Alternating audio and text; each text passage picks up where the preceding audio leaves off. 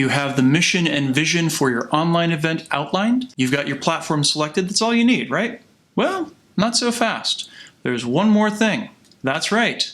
You need your lineup. Drex here from DrexFactor.com, bringing you poise spinning and flow arts to benefit your body and brain. And today I'm continuing my series about how to run a flow festival by using my own experiences running DrexFest to help you find your way to running your own events. Before we dive in, I just want to give a quick shout out to the friends of the channel. Big thanks to Dark Monk, Flow Toys, Pyroterra Light Toys, LMF Props, Spinballs, and Ultrapoi for helping to make the videos on this channel possible. You can learn more about all these awesome companies and the work that they do to support flow artists like yourself by checking out the links that I've got down in the description of this video. So first up, a moment of housekeeping, because guess what? I have another sponsor for the event now. Yay! I'm glad to welcome Flow Toys to the sponsorship team. They have been longtime supporters of the channel and me as an individual in general.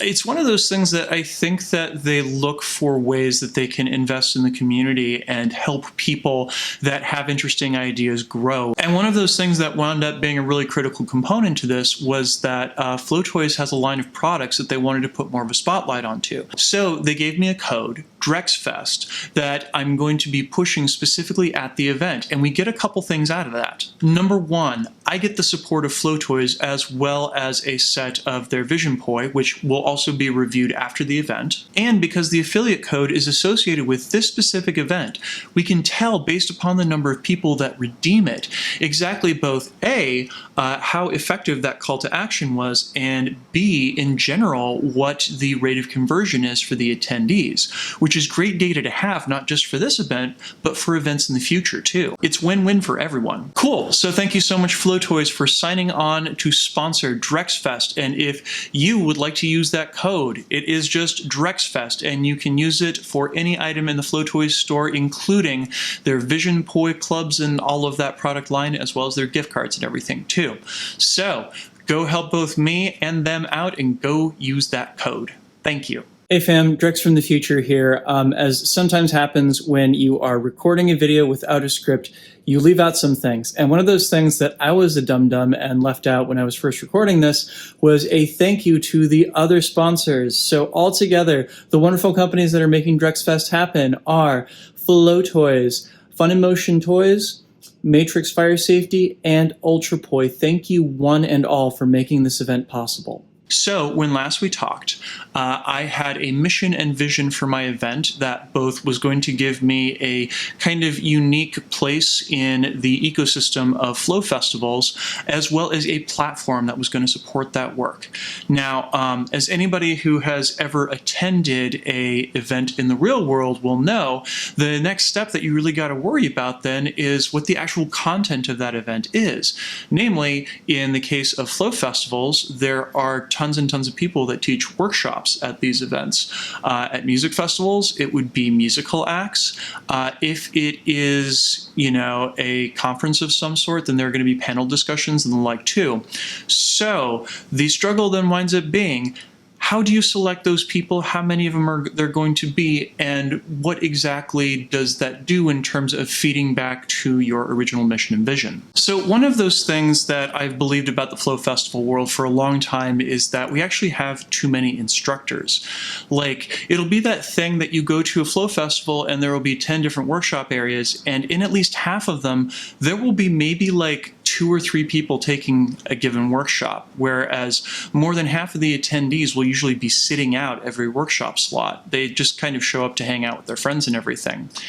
So in terms of my own Flow Festival, one of those things that I really wanted to emphasize was, number one, making sure that I was paying everybody involved and that I was paying them what I thought they were worth.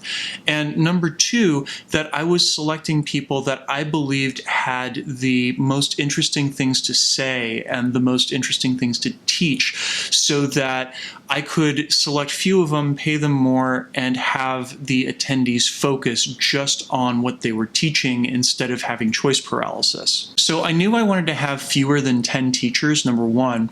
And number two, I knew that I wanted to select them based both upon people that I knew were really good at what they did, but that hadn't been really well represented just yet in the kind of online Flow Festival world, as well as people that were just kind of entering into that ecosystem and that had interesting things to teach and tell, but hadn't really found that bigger audience just yet. So for example, Nick Woolsey and Liz Knights fit that kind of category of people that have amazing things to teach, but weren't terribly well exposed in the online Flow Festival world just yet. And on the other end of things, Joe Faid and T were two people that I selected specifically because I thought the things that they were doing were so incredibly cool, but I hadn't seen them doing a lot of teaching in general yet. So this was going to be an opportunity for me to be able to share part of my platform with them. And on the music front, I will confess that I was just straight up selfish. Somewhat legendarily, I am a flow artist that doesn't really like EDM that much. So I wanted to have a lineup that kind of reflected my own musical tastes in a way that would make me excited to attend it, which mission accomplished. The way I did that was by recruiting two musicians whose work really has affected me a lot in the past kind of year and a half and everything. The first is a local band called Flower Bomb that is a post-punk outfit, and that put on one of the greatest live sets I've ever seen in my life earlier this year. And because they are also in the DMV, that is DC, Maryland, Virginia, just like I am, and social distancing is still a thing right now, they were going to have to record their set separately and then kind of put it together after the fact. There was no way that they were going to be able to do it live, which was totally fine. I was more than happy to have their set anyway. And there was also Party Nails, a singer-songwriter from Los Angeles that by just random happenstance I saw open for Eve 6 about 2 years ago, and I totally fell in love with her vibe and her sound and everything, and like went and looked up all of her music and wound up talking to her a little bit online. And when she rolled through town doing a tour last year, we'd gotten to know each other personally enough at that point that I felt like I could, you know, reach out to her and be like, hey, how about this? And to my great and pleasant shock, she said yes. And of course, I added two DJs to the bill who are people that I know quite well and whose sound I love. They are among the rare DJs that I have pretty much enjoyed every set that I've ever heard from them and everything. The first is a DJ by the name of Danny Baltimore, who's played a bunch of sets at Flow events already. And the other is a guy by the name of Mr. Jennings, who has been a close friend since I first moved to the East Coast.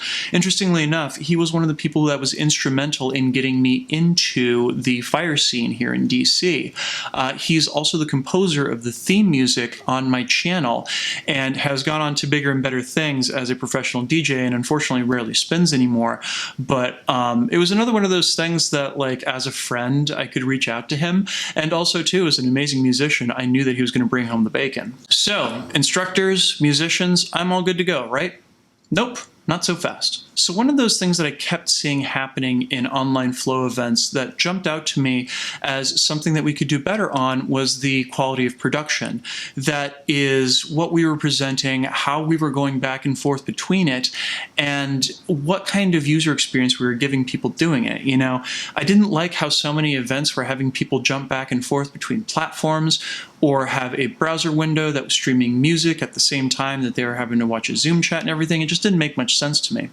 So in order to kind of ease the production woes of juggling all these different pieces and everything, I decided to hire a production staff. So the first and most important hire there was a production manager. That is somebody whose job it was to supervise this staff.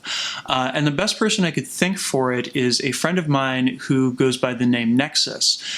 He's somebody that I know from the local theater and dance world, as well as he's been a regional Burning Man contact for us as well. I can just say, I need XYZ. he'll make it happen and come back with suggestions on how to do A, B, C, and he's totally right on each and every one of them.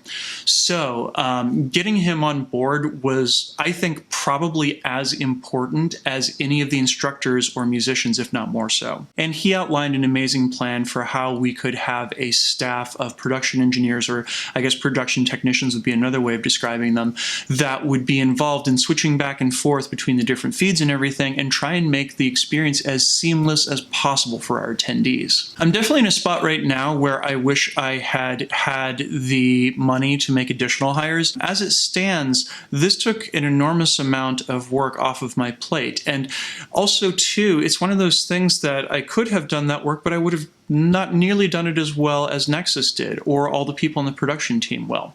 So I really thought that it was worth the trade-off to invest in personnel here. And as we come into the event, we will see if I was correct in that regard. So now with all those pieces in place and everything, it was time to assemble a schedule. And the schedule wound up, again, being based upon the idea of trying to eliminate choice paralysis, of focusing as much value as possible into each workshop. So there's only one workshop going on at any given time.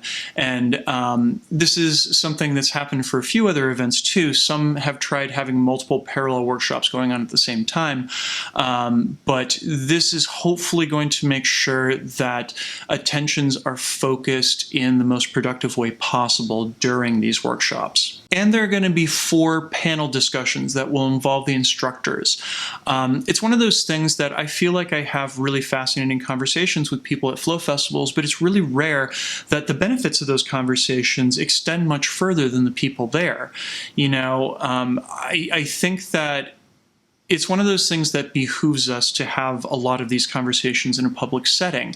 And so we're hosting conversations both on the past and future of flow arts, as well as some really timely and important issues in flow arts, namely gender expression and flow arts in the era of Black Lives Matter, which was a wonderful suggestion on Nexus's behalf, and also a way that I could support him by having him facilitate the discussion, because he runs his own Patreon where he does anti-racism training, and it's a great way to expose an audience to what he does and be able to point them in his direction. And another one of those notes from Drex from the future. Yeah, so some people might be noticing out there that the structure of the event is a little strange for a flow event, namely that we have these 4 blocks where it's workshop, panel, music, instead of a day full of workshops and then music in the evening. This was actually a suggestion from our production manager, Nexus. He wanted to try out something that had a structure that was a little bit closer to what you might find at like a regional burn, for example. So I was game, and the benefits of it, so far as I can tell, are that we have divvied up content in such a way that you can drop in for a particular block, and if you want to go do something else, you've gotten a little bit of everything in the process. So yeah, this will be a fun and interesting experiment. Let's see how it goes. One other role I did hire out was graphic design. I consider myself to be about an average graphic designer, but again, this was one of those things that somebody else was going to do it better and take that time and effort off of my plate. And as it turned out, it cost nowhere near what I was expecting it to, so it really worked out for everybody. So we have our mission and vision for our event, we have our platform, we have the personnel to run it, and the schedule to make it hum along and everything. So what else are we missing? Well, attendees. Next time, we will talk a little bit about the marketing for this event, and I will give you some insight into what worked and what didn't, and what you might want to think about in terms of marketing your own events. And of course, as this video is coming out, DrexFest 2020 is only in 2 days. If you want to see firsthand how all these pieces came together, you should definitely go check it out. Tickets are available at crowdcast.io/e/DrexFest 2020. Tickets are only $25. It's not a whole lot out of your pocket, and there's a whole lot of value for that, so I would highly recommend you go check that out. Please make sure to like, share, comment, and subscribe to help other people find this video, especially if they happen to be interested in running flow events themselves. And of course, a huge thank you to my wonderful supporters on Patreon. They are the reason that this video and all the videos on this channel exist. If you would like to sign up to support the work that I do, which I understand times being tough and everything, if you have the means, that's awesome, and if not, don't sweat it. But if you do, please head on over to patreon.com/DrexFactorPoi and sign up. You can get early access to all of my content as well as a say in what topics I tackle in the future. Please and thank you, and I will see you next time, yeah? Peace.